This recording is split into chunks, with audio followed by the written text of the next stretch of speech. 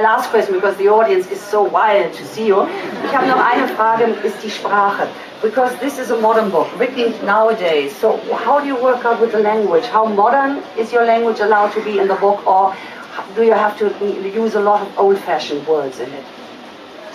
Well, of course, the language spoken in England in the 14th century would not be understood by English people today. It was a different language, and so there's a convention, at least in English historical novels, that people speak as if they're in a Shakespeare play. And I always found that really boring. And so when I wrote The Pillars of the Earth, I made a decision that I wouldn't have the characters speak in an old-fashioned way. Because, of course, to them, they were speaking in modern colloquial slang.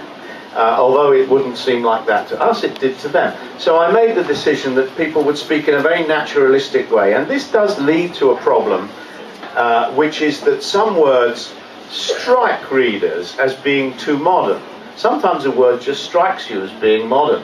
And this is particularly true with slang words, and it's particularly true with words about sex. Because most of our words for sex are slang words, and they change every generation. I notice my children use different slang words for sex, and my grandchildren use different slang words. So slang words always strike you as modern. So it's very difficult to give the dialogue a natural feel without having one or two readers say, well, that sounds a bit odd in a historical novel. There are some things you obviously can't do.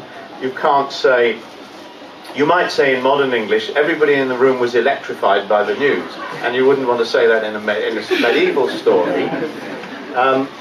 But some of the time you just have to kind of put up with it, and I just have to accept that every now and again a reader will be struck by a word and think, isn't that a modern word? Of course, they're all modern words.